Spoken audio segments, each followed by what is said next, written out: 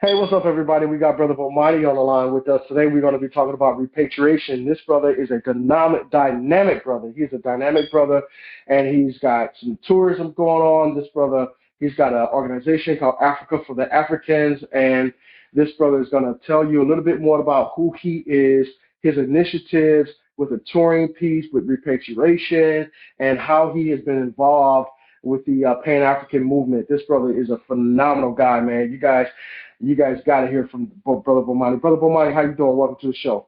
All right, greetings, family. This is Bomani Temba from Africa for the African Tourism Investment, and that's a business we've been doing since 2006. So, what got you involved in this movement for the Africa?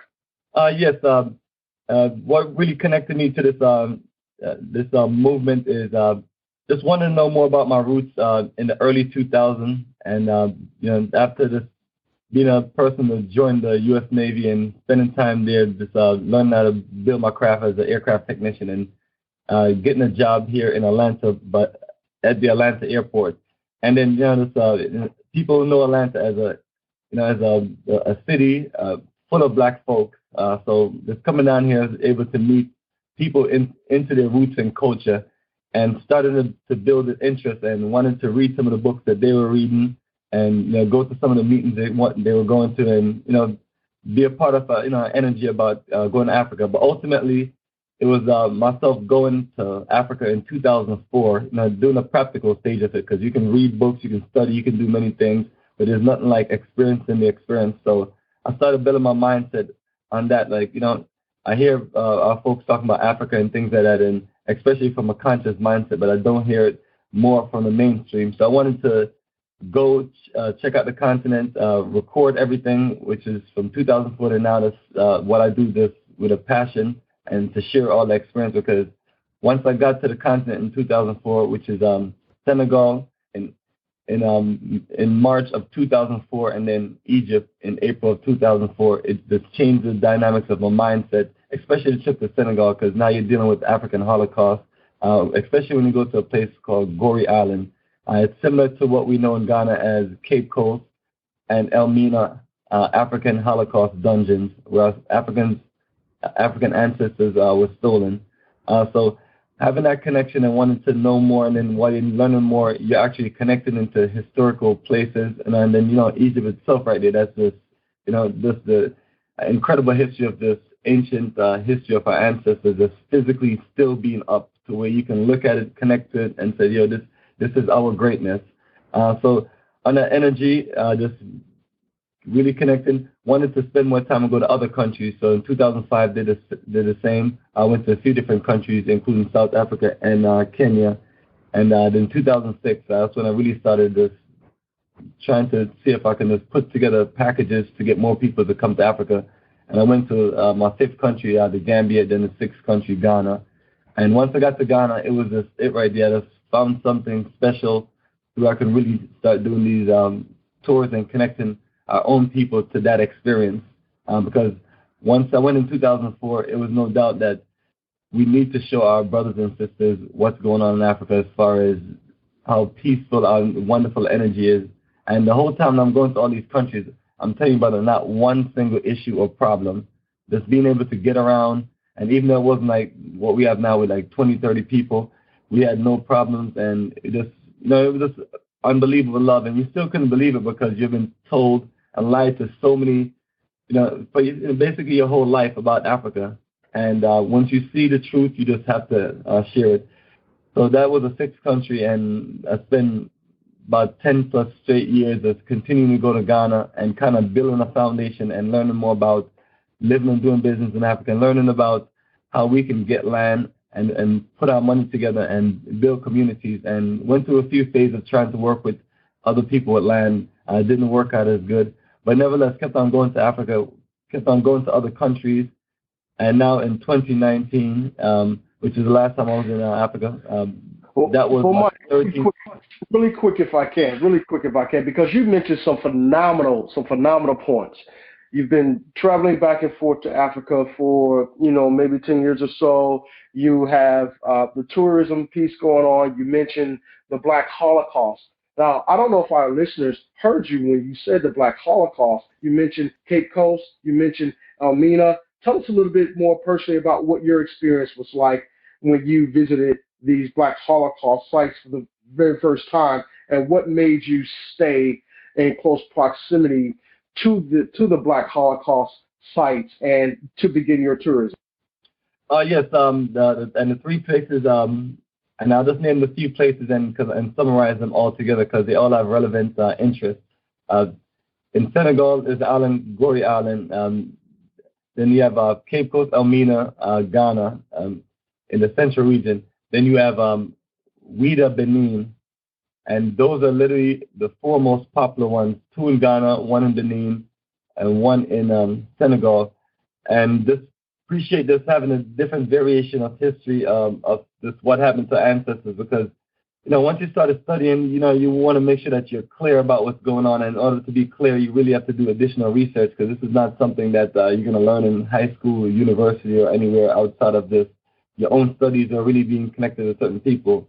But as far as going there, when you're in these places, as far as you can sense the energy of your ancestors, you can smell the blood. It kind of takes you back into time, and it's after a while you go there, it's kind of a little simpler. But I'm talking about for the first time I went to these four Holocaust dungeon spaces, it literally just made you just wonder,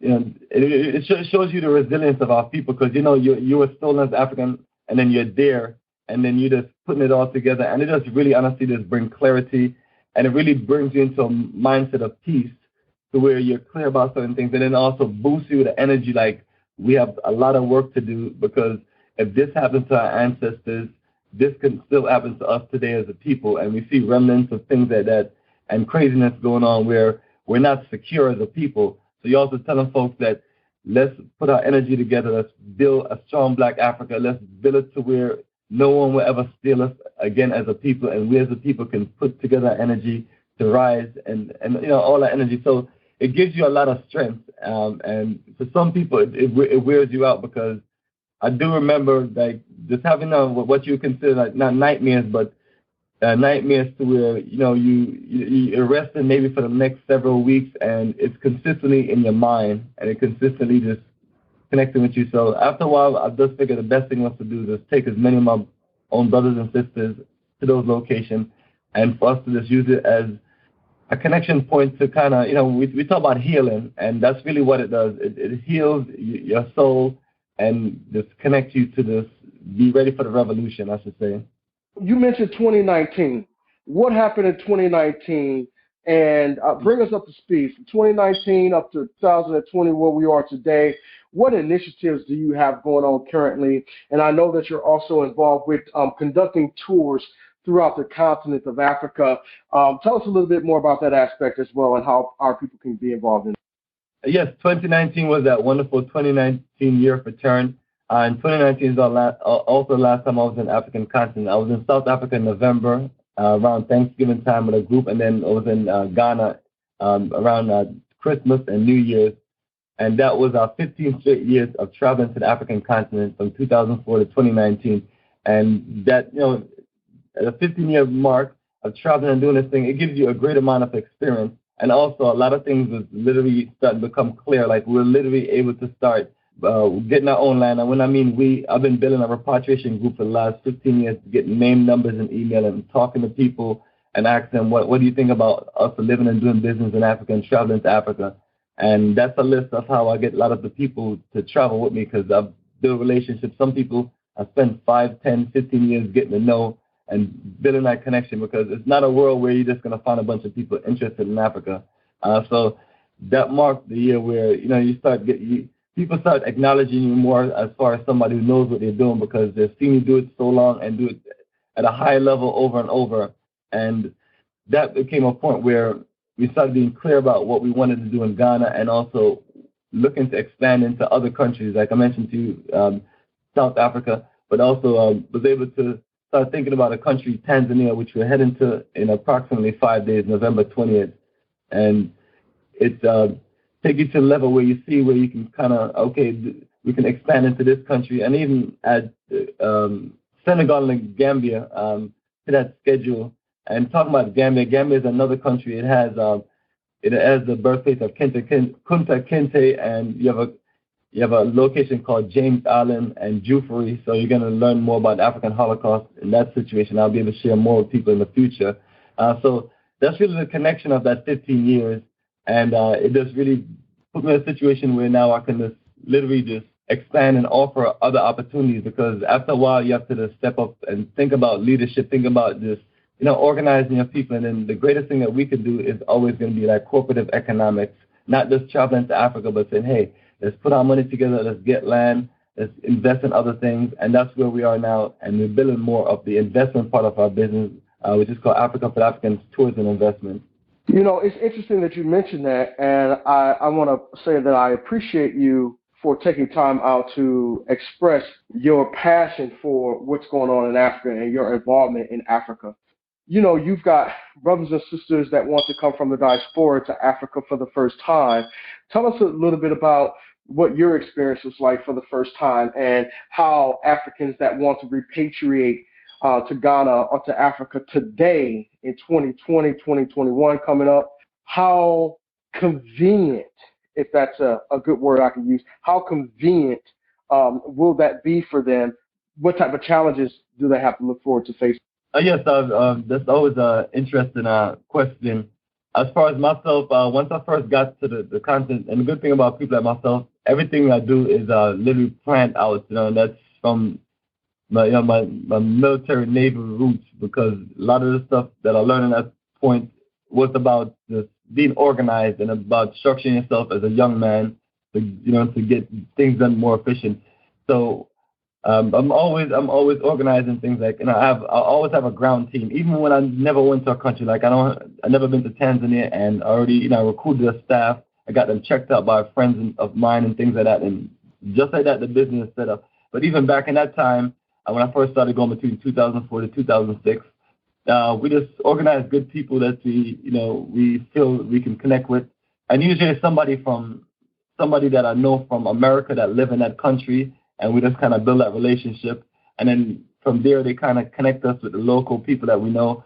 So that's always been a good way for me to get connected to the continent and be able to get connected to good people. And then, we kind of check people out and build a relationship from there on.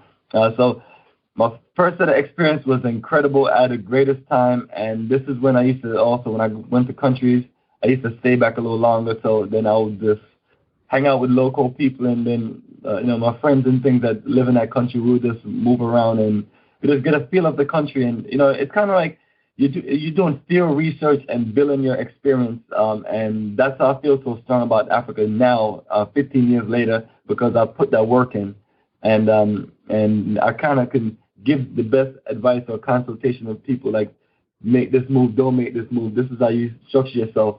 And it's kind of like being someone who's in a efficient, like a person who's leading a professional team, and they got the experience and they're training and showing everybody else how to do it because they're so good at winning. And that's where I feel like I'm at now, and I want to get better, because ultimately we have a great population of brothers and sisters in America, where if we use about 5% of that population and connect them to Africa, we can do incredible things. But a lot of times the issue is literally the ground game. So once I was able to really have a good time and feel safe and feel connected, I kept on us going, and you're kind of doing something to see how things are going to mature for the time frame, because anyone can go to any country and have a good time for once or twice. But when you go to Ghana and you have a great time for 13 straight years on 17 journeys, and you have little to no problems, or any problems or issue that you have, you and your crew or staff was able to work out and fix and things like that. That is a beautiful thing. So it really put us in a situation where we can do this long term. So if anyone wants to connect with us, we'll be able to connect them with the right people, the right energy. The ideal thing is always to come on the tours with us. We have business conference. We go to actually see the land that we as a group own, and our company is called Black Star Pan-African Community.